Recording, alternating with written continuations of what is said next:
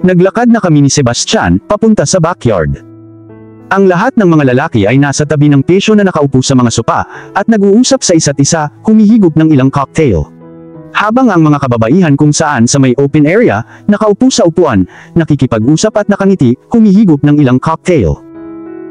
Tumayo ako sa tabi ng drink table, at nagsali ng 2 baso ng watermelon refresher para sa amin ni Sebastian. Tumayo si Carter at lumapit para punan muli ang kanyang baso ng tipsy tea. Nasa kandungan na ngayon ni Thalia si Arya at si Alicia naman ay nagpapatawa ng mga mukha. Not gonna lie, it's a good party, komento ni Carter. Ngumiti ako, thank you. Hindi masakit ang kaunting pahinga sa trabaho, dagdag ni Sebastian. Tingnan mo kung sinong nagsasalita.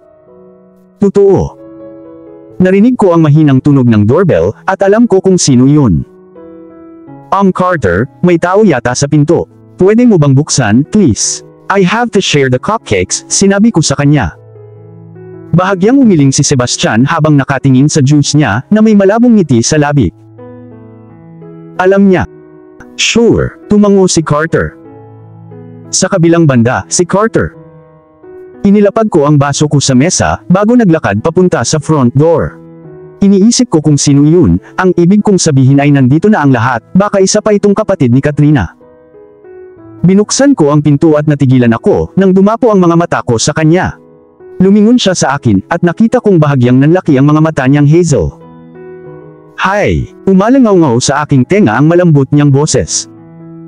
Hi! Nakangiti kong sabi habang papalayo sa pinto. You look pretty, komento ko. Ngumiti siya bakas ang pamumula sa kanyang pisngi. Thank you, you don't look bad yourself, dagdag niya. Well, kung alam kong darating ka, kailangan kong subukang magbihis ng kaunti, sabi ko. Nakasuot ako ng itim na pantalon na may moron belt at puting shirt. I heard someone clear their throat, at napalingon kami, para makita sina Katrina at Sebastian. Binigyan ako ni Sebastian ng slight na ngisi, at pinadalhan ko siya ng masamang tingin. Mas mabuting itikom niya ang kanyang bibig. Hi! Happy birthday! Narito ang isang little gift para sa iyo.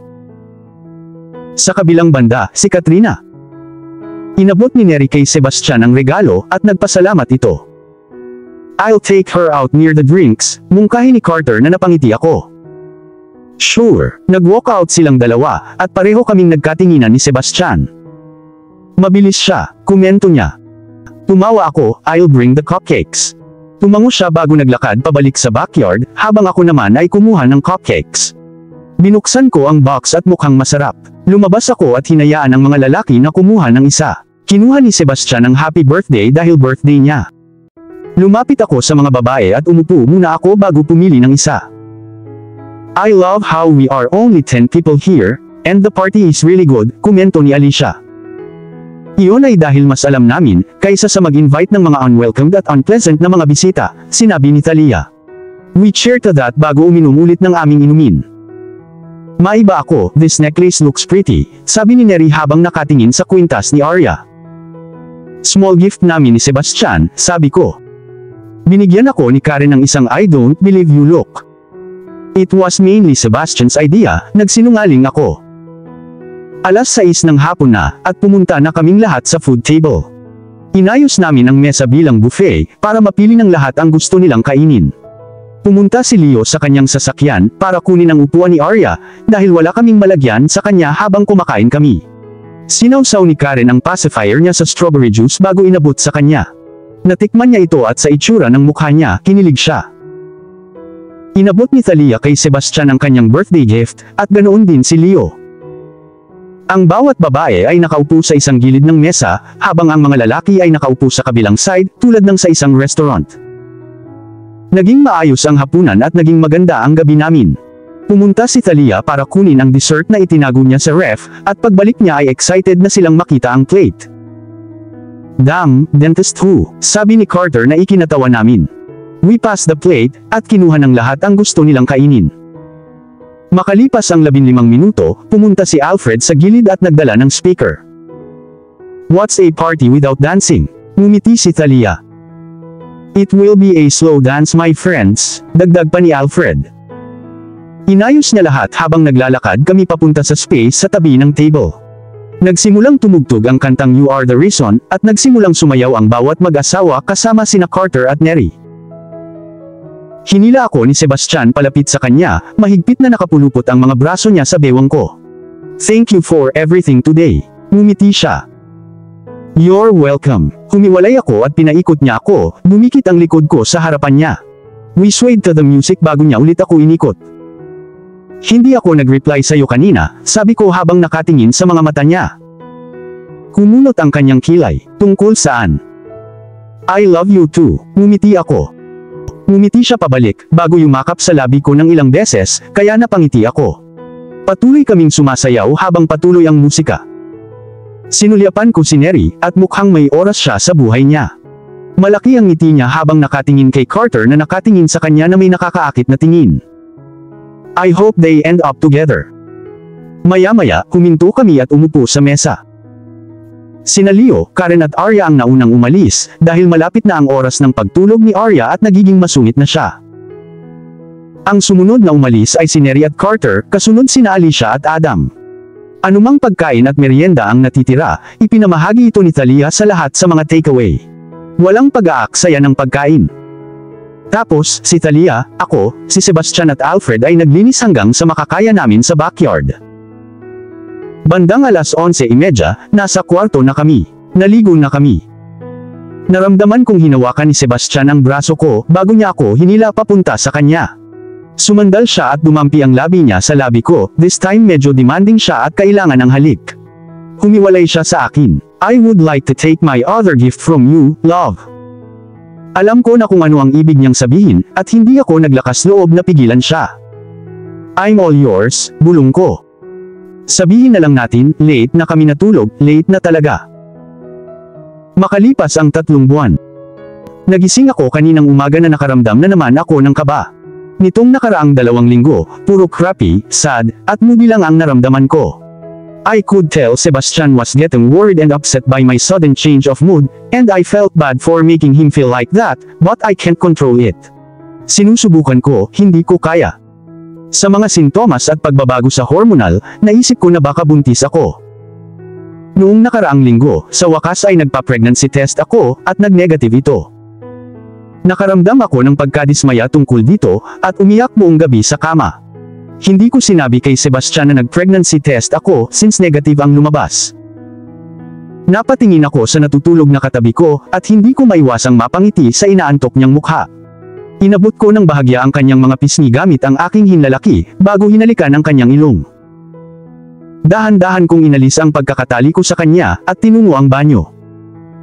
Binuksan ko ang unang drawer at kumuha ng panibagong pregnancy test. I did my business at inilagay ang test sa counter habang nagsisipilyo ako habang naghihintay. Kinakabahan ako habang tumatagal. Natapos ang 5 minuto at inabot ko ang test nang hindi tumitingin. Huminga ako ng malalim bago tumingin sa screen. Pregnant. Oh my God, napabuntong hininga ko at ngumiti. Yes, inilagay ko ang test sa bulsa ng pajama ko bago pumasok sa kwarto. Lumapit ako kay Sebastian at umupo sa gilid ng kama. Tumagilid ako at pumalik sa pisngi niya ng ilang beses, sapat na para magising siya. Pumikit siya at dahan-dahang iminulat ang kanyang mga mata. Anong nangyari? Nakakunot ang kanyang kilay habang nakatingin sa akin. Bago pa ako makasagot, bumangon na siya at umupo na binigay sa akin ang buong atensyon niya. Hindi ko napansin na umiiyak na pala ako, hanggang sa umabot siya para punasan ng luha ko gamit ang hinlalaki niya. I have something to tell you, sabi ko at tumango naman siya, nagpapalakas ng loob. Last week nagpa-pregnancy test ako, at negative ang lumabas, sabi ko sa kanya at pinanood ang bahagyang pagkunot ng noo niya. Ito ba ang dahilan kung bakit ka nagalit? Tanong niya, at tumango naman ako. Hinaplos niya ang mukha ko. Love, you shouldn't be. Whenever God decides to bless us with our munchkins, we will have them by our sides. Mahinang sabi niya.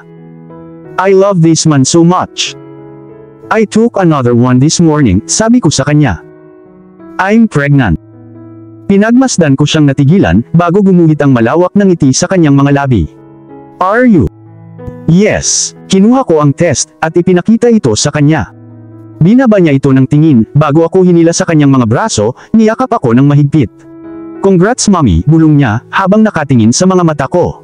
I'm sorry I made you so worry. Hindi ko mapigilan ang mga nangyayari at shut up, you don't have to apologize. Naiintindihan ko, pero simula ngayon kahit anong gumugulo sa'yo, kahit anong ikagagalit mo, sabihin mo sa akin, makikipag-communicate ka sa akin, at tutulungan kita. Mahinang paliwanag niya at tumango naman ako. Gumalaw ako at yumakap sa kanya, binaon ko ang mukha ko sa leeg niya. Dahan-dahan niyang hinaplos ang kamay niya sa likod ko, hinalikan ang tuktok ng ulo ko. Hindi ako makapaniwala na magiging daddy na ako. Bulong niya sa sarili, pero narinig ko. We need to go see a doctor before we tell anyone, wika ko, nasa leeg pa rin ang mukha ko. That's alright, dagdag ni Sebastian. At ginawa namin, kumuha kami ng appointment, at pumunta kami sa doktor kinabukasan sa aking lunch break. Hindi pa namin sinabi kahit kanino. Mrs. Alvaro. Pareho kaming pumasok ni Sebastian sa cabin, at iginiya ako ng nurse sa kama. Humiga ako habang nakatayo si Sebastian sa tabi ng kama, at hinihintay namin ang doktor. Bumukas ang pinto, at pumasok ang isang babaeng doktor. Hi, I'm Georgia. Hi, bati naming dalawa sa kanya. So, let's start. Ginawa niya lahat ng check-up niya sa akin, bago binuksan ang makina sa tabi ko.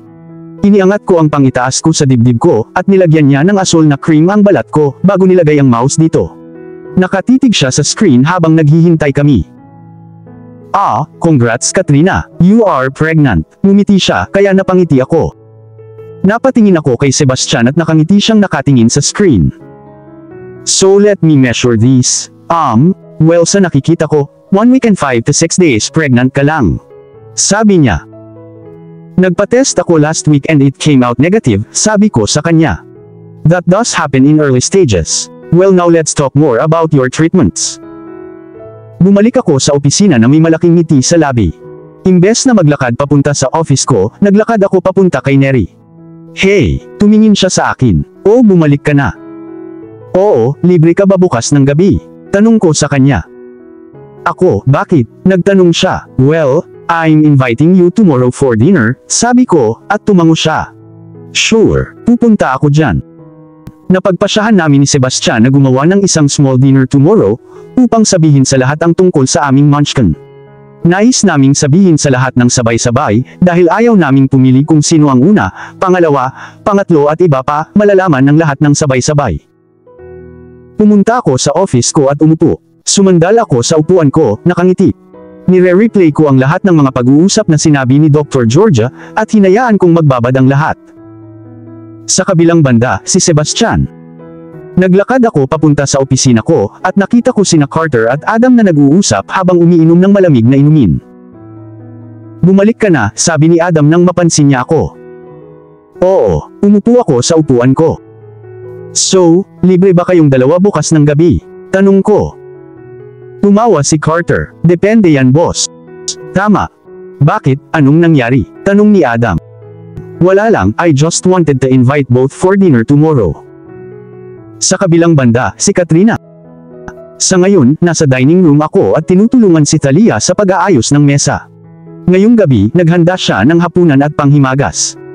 Maaga kaming dumating ni Neri galing trabaho, at tinulungang magluto si Thalia. Nang sabihin ni Sebastian kay Thalia ang tungkol sa hapunan, hindi na siya nagtanong at pumayag. I wonder kung may hint na siya na buntis ako. Narinig namin ang doorbell kaya pumunta ako sa pinto para buksan ito. Si Karen, Leo at Arya yun. Sa pagkakataong ito ay gising na gising si Arya sa mga bisig ng kanyang ama. Napangiti siya nang makita niya ako, mas lalong lumawak ang ngiti ko. Hi! Niyakap ko si Karen bago tumabi kay Leo at hinalikan sa pisngi si Arya. Next time, we are inviting you all for dinner, sinimulan kaming patawanin ni Karen. Hinawakan ko si Arya kay Leo bago kami pumunta sa sala at umupo. Sumama sa amin sina Neri at Thalia. Ilang minuto ang lumipas, bumukas ang pinto at pumasok sina Sebastian, Carter, Alicia at Adam. Sinalubong namin ang isa't isa sabay yakap. Pinulupot ni Sebastian ang mga braso niya sa bewang ko mula sa likod bago hinalikan ang pisngi ni Arya. Handa na ang hapunan, sabi ni Thalia.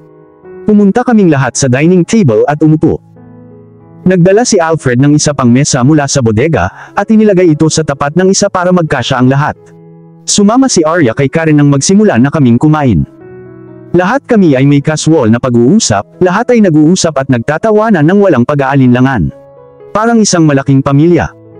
Nagsisimula na talaga akong magustuhan ang mga dinner party na ito, nakakatuwa, komento ni Alfred. Yeah, sang-ayon ng lahat. Naramdaman kong may humawak sa kamay ko, at nilingon ko si Sebastian. Hindi mo ba naisip na oras na para sabihin sa kanila? Tanong ni Sebastian sa mahinang boses, at tumango naman ako. How about a toast? Tanong ko, at tumango naman siya. Alright everyone, grab your drink, sabi ni Sebastian, at na-confused silang lahat. Itinaas niya ang glass niya at ako naman, maya-maya sumunod na ang lahat. Para saan ito? Tanong ni Carter. Pinulupot ni Sebastian ang braso niya sa balikat ko habang nakatingin sa kanila. For our little coming munchkin. Bahagya kong tinapik ang baso ko, gamit ang baso niya kasabay ng paghingal ng mga babae at pagkaraan ng ilang segundo, tuwang-tuwa sila. Ang mga lalaki ay natagalan, upang iproseso ang lahat, at maunawaan ang sinabi ni Sebastian. Tumayo ang mga babae, at pumunta sa gilid ko para yakapin ako. Pareho kaming tumayo ni Sebastian. Niyakap din nila si Sebastian. Congrats! Niyakap ko sila pabalik. Sabi ko na nga ba, nakangiting sabi ni Thalia. You did. Oo, tumawa siya. Congrats bro, niyakap ni Adam si Sebastian. Pagkatapos ay ginawa ni Carter. Lumapit sa akin si Leo. Ngayon, i-spoil ko ang anak mo, at hindi mo ako mapipigilan. Tumawa ako, bago niyakap siya. At dito na po, nagtatapos ang part 25 ng ating kwento. Sabay-sabay po nating abangan ang susunod na kabanata. Maraming salamat po. God bless and stay safe.